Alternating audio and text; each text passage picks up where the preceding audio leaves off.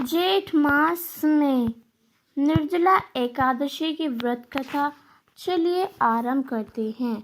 भीमसेन व्यास जी से कहने लगे कि हे पितामह, भ्राता युधिष्ठिर, माता कुंती, द्रौपदी, अर्जुन, नकुल और सहदेव आदि सब एकादशी का व्रत करने को कहते हैं, परंतु महाराज मैं उनसे कहता हूँ कि भाई, मैं भगवान की शक्ति पूजा आदि तो कर सकता हूँ, दान भी दे सकता हूँ, परंतु भोजन के बिना नहीं रह सकता।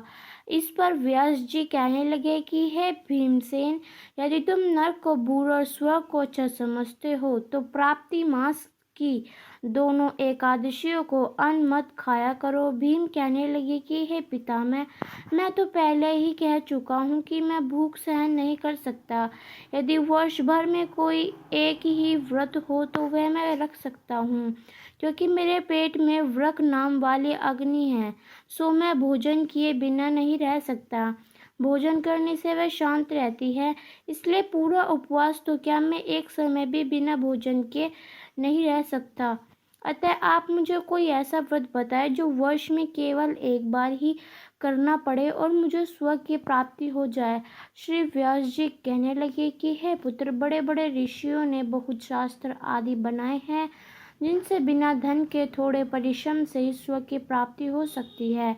इस प्रकार शास्त्रों में दोनों पक्षों की एकादशी का व्रत मुक्ति के लिए रखा जाता है। व्यास जी के वचन सुनकर भीमसेन नरक में जाने के नाम से भयभीत हो गए और काँप कर कहने लगे कि अब मैं क्या करूं, मास में 2 व्रत तो मैं नहीं कर सकता। हाँ, वर्ष में एक व्रत करने का प्रयत्न अवश्य कर सकता हूँ। अतः वर्ष में एक दिन व्रत करने से यदि मेरी मुक्ति हो जाए तो ऐसा कोई व्रत बताइए। यह सुनकर व्यास जी कहने लगे कि हे वृक्ष और मिथुन की संक्रांति के दिन ज्येष्ठ मास के शुक्ल पक्ष की जो एकादशी आती है, उसका नाम निर्जला एकादशी है।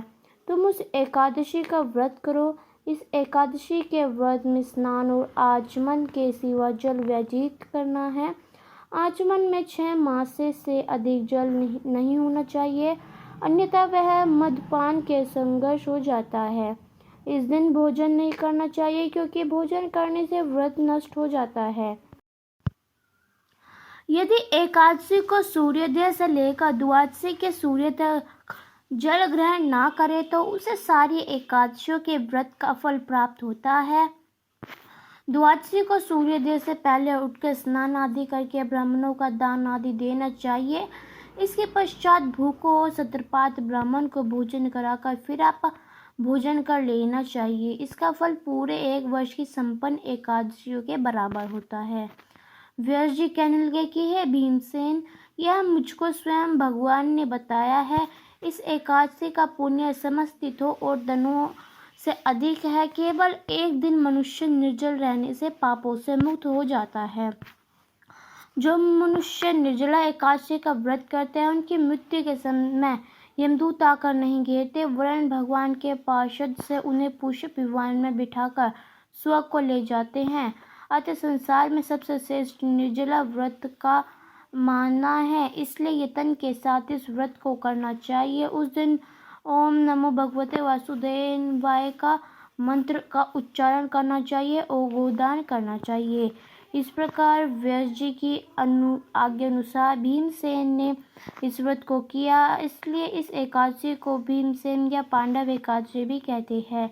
निर्जला व्रत करने से पूर्व भगवान से प्रार्थना करें कि हे भगवान, आज मैं निर्जला व्रत करता हूँ, दूसरे दिन भोजन करूँगा। मैं इस व्रत को श्रद्धा पूर्वक करूँगा, अतः आपकी कृपा से मेरे सब पाप नष्ट हो जाएं। इस दिन जल से भरा हुआ एक घड़ा वस्त्र से ढककर स्वयं सहित दान करना चाहिए। जो मनुष्य इस व्रत को करते हैं, उनको करोड़ पल सोने के दान फल मिलता है, और जो इस दिन याग करते हैं, उनका फल तो वर्णन ही नहीं किया जा सकता। इस एकादशी के व्रत से मनुष्य विष्णु लोक को प्राप्त होता है। जो मनुष्य इस दिन अन्न खाता है, वे चांडाल के समान है, वे अंत में नरक में जाते हैं। जिसने निर्जला एकादशी का व्रत किया है, वे चाहे ब्राह्मण हत्याचार हो, मनपान करता हो, चोरी की हो या गुरु के साथ द्वेष किया हो, मगर इस व्रत के प्रभाव से स्वर्ग को जाता है। हे कुंती पुत्र, जो पुरुष या स्त्री श्रद्धा पूर्वक इस व्रत को करते हैं, उन्हें अग्रलिखित कर्म से करना चाहिए। इस प्रथम भगवान का पूजन, फिर गोदान, ब्राह्मण को मिष्ठान व दक्षिणा देनी चाहिए तथा जल से भरे कलश का दान अवश्य करना चाहिए। निर्जला के दिन अन्न, वस्त्र, उपवन, जूती आदि का दान भी करना चाहिए। जो मनुष्य भक्तिपूर्वक इस कथा को पढ़ते, सुनते या कहते हैं, उन्हें निश्चय ही स्वर्ग की प्राप्ति होती है। तो ये थी हमारी जेठ मास में निर्जला एकादशी की व्रत कथा। आपको कैसी लगी हमें कमेंट कर ज़रूर बताइए और अंत तक हमारे साथ बने रहने के लिए आप सभी का बहुत बहुत धन्यवाद।